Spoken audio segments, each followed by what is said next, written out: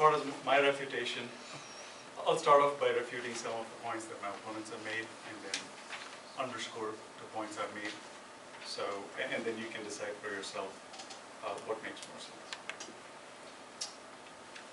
One of the things John said was, the thrust of the argument was, why give our few jobs to immigrants, foreigners, skilled workers from abroad, when we can do it ourselves when we have a need here? That sounds fair, except there's one flaw in the argument. That subscribes to the economic theory that the pie is fixed, and we all just scramble for what's there. I'll submit to you, take for example Google. Google created a pie that didn't quite exist. It created and exploded onto a marketplace that didn't exist. And then it employed tens of thousands of people out of it. Which American job did the Google founders steal? They created wealth. Wealth can be created. So to subscribe to an economic viewpoint, the pie is fixed and we just divvy it up, is a proposition that just spirals the economy, it makes it smaller. John submitted and talked about outsourcing. And outsourcing is really not in the purview of this resolution. At one point, I was beginning to wonder which side John is arguing for when he was talking about the serious shortage of skills in healthcare that is coming up. All studies indicate that we do not, even if you train the people that we have, we do not have enough to fill all the needs that we have. There is a serious shortage today. There are serious shortages today. So I totally agree with John that the shortages projected are huge.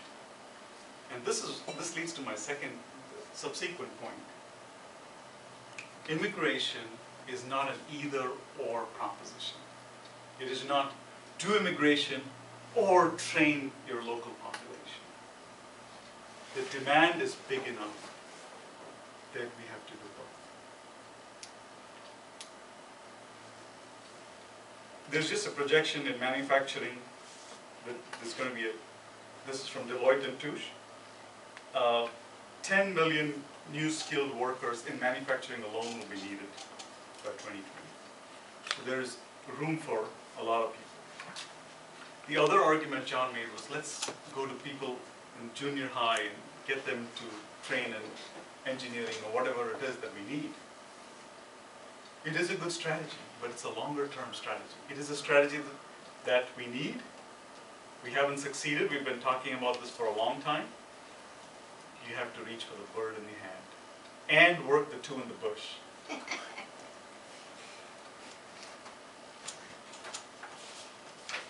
My other worthy opponent, Caitlin, made a statement that we cannot give visas to everyone. I don't remember either me or my partner suggesting we give visas to 1 billion Indians, 1 billion Chinese, 350 million Europeans. So that was a red herring, if you will. At some point, she also said it does not separate families too much. And if they're coming here, they're choosing to get separated from their families. And the argument that I would like to make is the United States needs to incentivize great talent to come here and not erect more and more barriers because they will go elsewhere or they'll stay home. They have a lot of options. So you need to adjust the immigration policies so there are no barriers like family separation and stuff like that. That said, we looked at why we need immigration. The United States, to maintain its competitive advantage and stem the slow decline, needs immigration. There are provisions in the immigration law today and in the ones proposed that protects the American worker. You cannot undercut the wage of an American worker. You you have to pay at least the prevailing wage or greater for the employment category, for the experience category to get a foreign worker. I have hired people with immigrant visas. I know how difficult it is. The only reason I did it was because I couldn't find anybody else. If I had an American worker who's available, who's 75% is qualified, I would go there because I didn't want the trouble with the immigration process. There is a serious shortage at many levels. To maintain our competitive advantage, we need this. And the US ideals, the US being a beacon of hope, the US being a military superpower, US being the ideal for democracy, all rests on its economic engine as well. Let's not forget that. And immigrants contribute a great deal to that economic prosperity that you and I enjoy.